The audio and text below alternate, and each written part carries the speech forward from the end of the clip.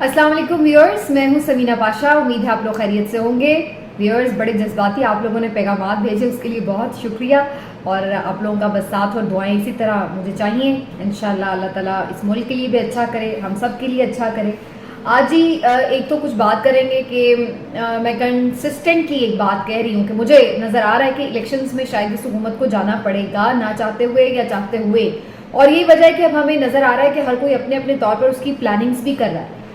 क्या किसकी प्लानिंग है, नवाज शरीफ साहब कब वापस आ रहे हैं और वापस आकर वो क्या जेल जाएंगे, क्या उनके साथ होगा, इसके ऊपर भी बात होगी। फिर आपको बताऊंगी मैं कि इमरान खान साहब जो है उनके हवाले से क्या नज़र आ रहा है आने वाले दिनों में। ये अक्सर आप लोग सवाल भी करते रहते कमेंट्स में कि जी खान साहब क्या इलेक्शन लड़ सकेंगे, पीटीआई क्या इलेक्शन लड़ सकेगी। ये सवाल बहुत कॉमनली मुझसे पूछा जाता है। इस पर मैं पहले भी एक दफ़ा राय दे चुकी हूँ। और फिर थोड़ी बात करेंगे कि जनाब IMF की शराइत के हवाले से बड़ी बातें हो रही हैं, लेकिन इसहाक डार साहब अभी भी कुछ ऐसी बात कर रहे हैं कि जी मिल गया तो बिस्मिल्लाह, नहीं मिला कर्जा तो फिर भी हमारा गुजारा तो हो ही रहा है। लेकिन गुजारा इसहाक डार साहब का तो बहुत अच्छा हो रहा है, लेकिन अवाम का गुजारा कैसे हो रहा है ये भी आपको बताएंगे, क्योंकि आने वाले दिनों में जो हाल होने वाला है अवाम का मजीद टैक्सेस के बोझ से, वो क्या है, वो भी थोड़ी सी डिस्कशन आज के प्रोग्राम में रहेगी। तो सबसे पहले जरा बात यहीं से हो जाए कि दुबई में क्या हो रहा है। दुबई में जनाब पहुंचे हैं मियां नवाज शरीफ साहब, उनकी साहबजादी मरियम नवाज साहिबा, और इसके साथ साथ जो उनके दामाद हैं अली डार, उनकी रिहाइशगाह पर वो इस वक्त मौजूद हैं दुबई में। वहाँ पर उनकी कोई 6 मुख्तलिफ फैमिली मेम्बर्स और इसके साथ साथ मुख्तलिफ अहम लोगों के साथ मुलाकातें तय थीं और वो मुलाकातें हुई। इनमें बहुत से बड़े बड़े बिजनेसमैनों के नाम भी शामिल हैं, वहाँ के जो टाइकून्स हैं उनके भी नाम शामिल हैं, जिनके साथ मियां साहब की बातचीत हुई है, मुलाकात हुई है। और इसके साथ साथ उनकी इंटरनली भी जो अपनी फैमिली मैटर्स हैं उनके हवाले से भी, और जो पॉलिटिकल मैटर्स हैं उसके हवाले से भी मरियम नवाज साहिबा से भी गुफ्तगू हुई है।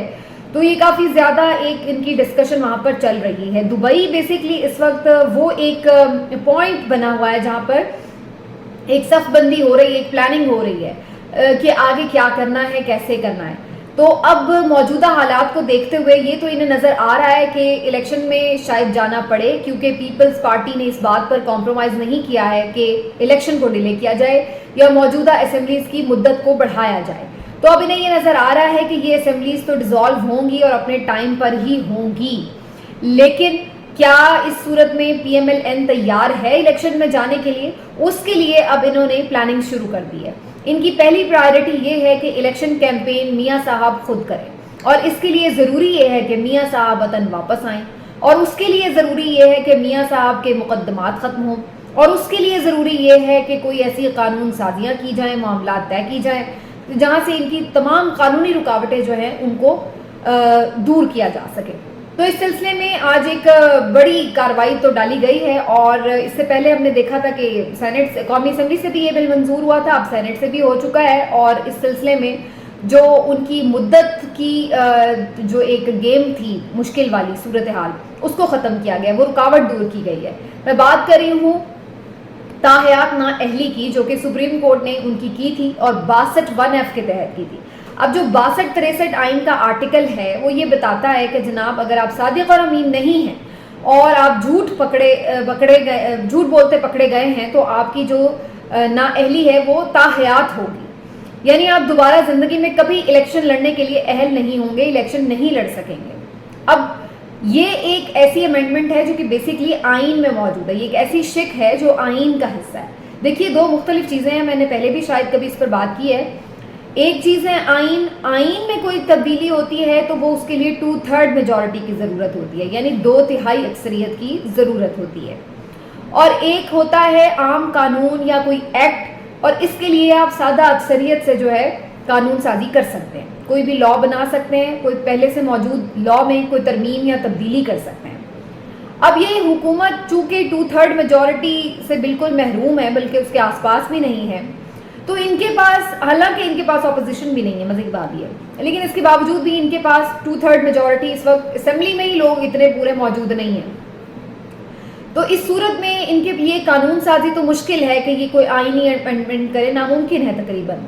तो इसके लिए ये करते ये हैं कि सादा जो कानून है वही बनाने की कोशिश करते हैं हर मामले के लिए।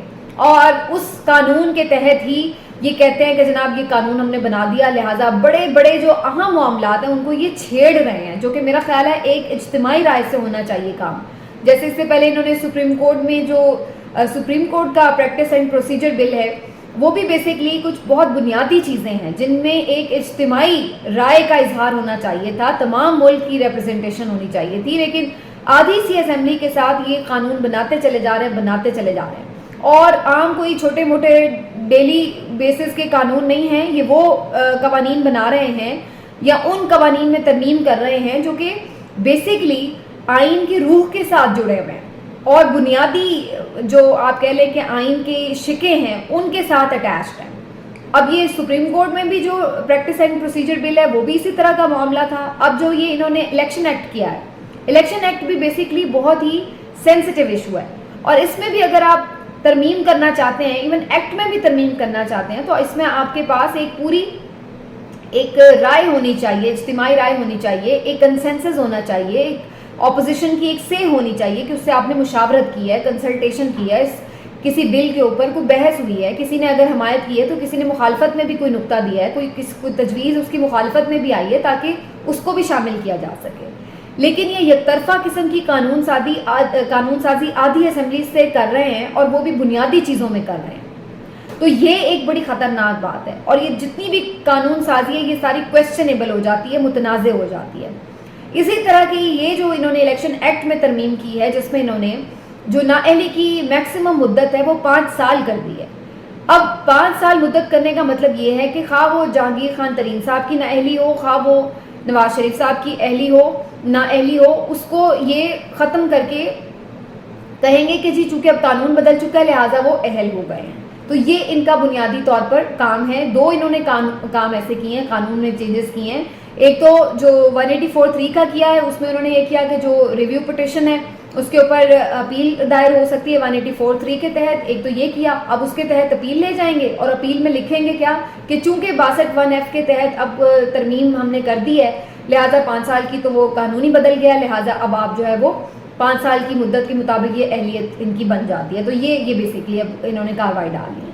تو یہ 2 بنیادی قسم کی چیزیں ہیں جن کے اوپر انہوں نے ایک بہت ہی منیمم میجورٹی سے جو ہے یہ کام کیا ہے. اور میں بہت سارے مختلف قانونی جو لوگوں کی رائے جاننا چاہ رہی تھی، اس میں نے بہت سارے لوگوں کو سنا تو میں اس نتیجے پہ پہنچی کہ ان لوگوں کا متفقہ خیال یہ ہے کہ یہ چیزیں 2/3 میجورٹی سے ہونی چاہیے کیونکہ یہ 62(1)(f) کا جو معاملہ ہے یہ تو بیسکلی پھر آئین کی ترمیم ہے، یہ الیکشن ایکٹ کی ترمیم نہیں ہے. بہرحال اب یہ ایک بات چونکہ کانٹروورشل ہے تو یہ سپریم کورٹ میں چیلنج ہو سکتی ہے، لیکن یہ پھر موجودہ صورتحال میں لگ رہا ہے کہ جتنی بھی چیزیں ایسی چیلنج ہو رہی ہیں وہ سپریم کورٹ اس کے اوپر کوئی خاطر خواہ فیصلہ نہیں کر پا رہی ہے. لیکن بہرحال یہ نواز شریف صاحب کی پہلی رکاوٹ دور کر کے کوشش یہ کی جا رہی ہے کہ ان کو واپس لانے کے لیے راہ ہموار کی جائے. وہ ہو سکتا ہے کہ جلد ہی وطن واپسی کا فیصلہ کر لیں. ویسے تو یہ بات پی ایم ایل این بہت دنوں سے کہہ رہی ہے لیکن اب سیریسلی ایسا ہو سکتا ہے اور اس کی بنیادی وجہ یہی ہے کہ اب الیکشنز کی آمد ہے اور ہر کوئی بھی ذی شعور تجزیہ کار یہ سمجھ رہا تھا کہ الیکشن سے پہلے نواز شریف صاحب کو یہاں آنا ہوگا اگر وہ اپنی پارٹی کی کوئی رہی صحیح جو ساکھ ہے وہ بچانا چاہتے ہیں. اگرچہ میں تھوڑی سی مختلف رائے رکھتی ہوں، میرے نزدیک بہت زیادہ فرق نہیں پڑے گا پی ایم ایل این کو اگر نواز شریف صاحب بھی آ کے اس کی کیمپین چلاتے ہیں الیکشن میں، کیونکہ اس وقت جو ووٹر ہے، جو سپورٹر ہے، جو ووٹ ہے، جو الیکشن ہے وہ بیسکلی پرو عمران اور اینٹی عمران کے گرد گھوم رہا ہے. تو اس میں بڑا مشکل ہے اس ماحول میں کہ کوئی آ کے بالکل یکسر اپنی کوئی کرزمیٹک پرسنالٹی سے کوئی جادو کرے اور سب لوگ پی ایم ایل این کے ووٹر، تھوڑا بہت فرق پڑے گا ظاہر ہے، جو ان کا سویا ہوا ووٹر وہ جاگے تھوڑا بہت، لیکن مشکل ہے. اور اگر آپ اس کو کمپیئر کریں کہ جی عمران خان کو بھلا دیں گے نواز شریف صاحب آ کر تو یہ مشکل نظر آ رہا ہے کیونکہ عمران خان نے یہاں رہ کر جو ایک مثال قائم کی ہے، بے شک ان کے اور بہت سارے فیصلوں پر تنقید کی بھی جا سکتی ہے لیکن جو انہوں نے یہاں رہ کر مثال قائم کی ہے اس سے ان کا قد بہت بڑا ہے اور جو ان کا ووٹر سپورٹر ہے وہ مزید ان کے ساتھ جڑ گیا ہے، وہ مزید اس بات کے اوپر ڈٹ گیا ہے کہ چونکہ ان کا لیڈر یہاں موجود ہے تو وہ بھی یہیں پر کھڑے ہو کر مقابلہ کر رہے ہیں. کچھ پارٹی لیڈران ضرور چھوڑ گئے ہیں، وہ ایک علیحدہ بات ہے اور اس پہ بھی میں اس دن بات بھی کر رہی تھی کہ بیسکلی یہ پارٹی لیڈرز وہ ہیں جنہوں نے عمران خان کی مقبولیت، ان کے صحیح فیصلوں کا تو بھرپور فائدہ اٹھایا ہے، وزارتیں انجوائے کی ہیں، مقبولیت انجوائے کی ہے، ممبرز بنے, سب کچھ کیا, لیکن اب جب کہ وہ سمجھ رہے ہیں کہ عمران خان نے جی کوئی غلط فیصلے کر لیے ہیں تو ان فیصلوں کا بوجھ اٹھانے کے لیے تیار نہیں. یعنی میٹھا میٹھا ہپ ہپ اور کڑوا کڑوا تھو تھو, جس چیز کا نقصان ہو رہا ہے تو وہ عمران خان پر ڈال دو کہ جی چیئرمین صاحب نہیں مان رہے تھے, چیئرمین صاحب نے یہ فیصلہ غلط کیا, چیئرمین صاحب نے وہ فیصلہ غلط کیا. اور جب صحیح فیصلے تھے تو تب آپ بیٹھ کے چاٹ کھانے کے لیے سب تیار تھے, مٹھائی کھانے کے لیے سب تیار تھے. آج چونکہ غلط فیصلوں کے نتیجے میں کوئی مشکل وقت آ گیا تو اب آپ کو بھاگنا پڑا ہے. خیر یہ غلط فیصلے بھی غلط ہیں یا نہیں یہ تو تاریخ فیصلہ کرے گی, کیونکہ ہمیشہ صحیح فیصلہ یا غلط فیصلہ اگر ہم صرف ابھی کے تناظر میں دیکھیں تو ہمیں یہ نظر آ رہا ہے کہ پارٹی چونکہ نقصان میں ہے تو آپ بہت ساری چیزوں پہ کہہ سکتے ہیں اسمبلیاں تحلیل نہیں ہونی چاہیے تھی, اسمبلی سے ریزگنیشن نہیں دینے چاہیے تھے, لیکن کیا یہ کوئی غیر قانونی غیر آئینی فیصلے تھے؟ کیا یہ آئین کے مطابق نہیں تھے؟ آئین کے مطابق فیصلے تھے. اب ان کا رزلٹ کیا رہا, کیا اس سے پارٹی کو نقصان ہوا یا فائدہ ہوا, یہ ایک الگ سوال ہے. بظاہر لگ رہا ہے کہ پارٹی کو نقصان ہوا, لیکن آگے چل کر ہو سکتا ہے آپ کو اندازہ ہو کہ اس سے پارٹی کو فائدہ ہوا کہ ووٹر سپورٹر وہاں پہ جڑا رہا. ہو سکتا ہے کہ پاکستان میں کچھ بنیادی مسائل اس سے جو ہمیشہ سے رہے ہیں ان کو کوئی فرق پڑے. تو اب یہ فیصلہ تو وقت کرے گا, اس کا فیصلہ تاریخ کرے گی کہ وہ فیصلے غلط تھے یا صحیح تھے. لیکن بظاہر پارٹی ان فیصلوں کی وجہ سے اگر مشکل میں ہے تو آج کے بہت سارے پی ٹی آئی لیڈر اپنی جان چھڑا کے بھاگ رہے ہیں کہ جی عمران خان کے فیصلے ٹھیک نہیں تھے, لیکن ووٹر سپورٹر وہیں پر موجود ہے. اور میرا نہیں خیال ہے کہ نواز شریف کے آنے سے بھی عمران خان کا ووٹر اسے چھوڑ کے کوئی نواز شریف کو ووٹ دینے جا رہا ہوگا. تو مجھے یہ کوئی امکان کم نظر آ رہا ہے کہ نواز شریف صاحب کے واپس آنے سے کوئی فرق پڑے گا. بہت زیادہ تھوڑا بہت پڑ سکتا ہے, جو پی ایم ایل این کا ووٹر تھا وہ ذرا چارج ہو جائے گا, لیکن بہت زیادہ کوئی اس کے فیصلے نہیں بدل جائیں گے الیکشن کے ریزلٹس کے حوالے سے اگر عمران خان الیکشن لڑتے ہیں تو. اب یہ تو بہت بڑا ہے کیونکہ جو ابھی تک سچویشنز نظر آ رہی ہیں, کل عامر میر صاحب بھی یہ خبر لائے تھے, وہ کافی دنوں سے یہ باتیں کہہ رہے ہیں کہ عمران خان کے ساتھ جو ہونے والا ہے انہیں ادراک ہی نہیں ہے, بہت سخت فیصلے ان کے ساتھ ہونے والے ہیں. ابھی تک تو کچھ ہوا ہی نہیں عمران خان کے ساتھ, جو آگے ہونے والا ہے ضیاء الحق کا مارشل لاء آپ بھول جائیں گے, نا اہلی اور جیل وغیرہ تو بہت چھوٹی چیز ہے. تو میں سوچ رہی تھی پھر کیا کرنے والے ہیں, کیا عمران خان کو کیا کوئی سر عام پھانسی کی سزا دینے والے ہیں, کیا ایسا کرنے والے ہیں, اور ان کے اوپر کیا ایسا جرم ثابت کر دیں گے جو اس طرح کی کچھ حرکت کریں گے ان کے ساتھ. تو یہ مجھے ایک عجیب سے ان کی بات لگ رہی تھی, لیکن بہرحال یہ تو اللہ بہتر جانتا ہے. لیکن وہ اس طرح کی باتیں کر رہے تھے کہ جناب کوئی اب عید کے بعد, اور یہ بہت سارے اور بھی لوگ یہ خبر کر رہے ہیں کہ عید کے بعد مزید وکٹمائزیشن میں تیزی آئے گی. ابھی بھی ہم دیکھ رہے ہیں تیزی تو کہیں رکی نہیں ہے.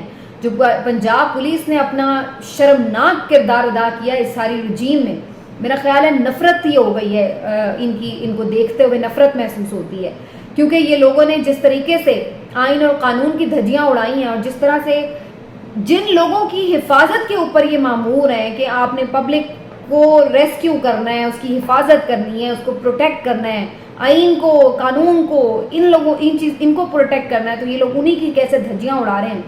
یہ بہت شرمناک کردار ہے پنجاب پولیس کا اور اسلام آباد پولیس کا, جو بھی اس میں لوگ ملوث ہیں.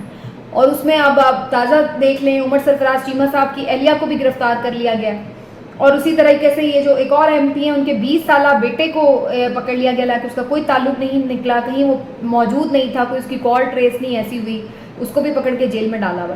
تو یعنی اگر کوئی پی ٹی آئی رہنما پارٹی چھوڑنے پہ راضی نہیں ہے تو یا تو اس کو پکڑ لو, اس کا کاروبار بند کر دو, اس کے گھر توڑ دو, یہ سب کر لو.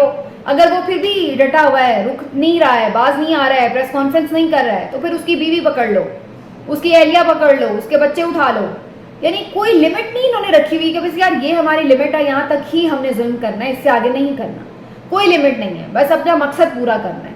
یہ اس وقت جو اس رجیم کا پورا ایک مینٹل سٹیٹ ہے وہ یہ ہے, اور وہ آپ رانا ثناءاللہ صاحب کی گفتگو سے بھی اندازہ لگا سکتے ہیں, جو یہ باتیں کرتے پھر رہے ہیں کہ 1000 بندوں کو پھانسیاں لگا دیں, ایک ہی دفعہ گولیاں مار دیں. ان کا بس نہیں چل رہا کہ لوگوں کو کچا چبا دیں کہ جو دوسری طرف کھڑے ہیں. تو یہ ایک عجیب سی کیا اس کو فسطائیت کہیں, کیا اس کو ہم ظلم کے پہاڑ کہیں, جو بھی آپ اس کی داستان لگا لیں, فرعونیت ہے, جو بھی ہے, لیکن یہ اس وقت ایگزسٹ کر رہی ہے. تو بہرحال یہ آنے والے دنوں میں عید کے بعد اس میں تیزی بھی آ سکتی ہے, اور عمران خان صاحب کے اوپر بھی اب یہ مزید دوبارہ اٹیک کر سکتے ہیں, ان کو گرفتار کرنے کے لیے, نااہلی وغیرہ کی طرف جانے کے لیے, کیونکہ ان کے نزدیک لیول پلینگ فیلڈ یہی ہے کہ صرف یہی نہیں کہ نواز شریف کی اہلیت برقرار ہو, وہ واپس آئیں, کیمپین چلا سکیں, بلکہ یہ بھی ہے کہ ادھر عمران خان کے بھی ہاتھ باندھے ہوں گے تو پھر لیول پلینگ فیلڈ ہے. لیکن میں تو سمجھتی ہوں کہ اگر عمران خان کے آپ نا اہلی کر کے ہاتھ بھی باندھ دیں تو پھر بھی اس کا یہاں پر موجود ہونا اور زندہ ہونا ہی ان سب کی ہار کے لیے کافی نظر آ رہا ہے.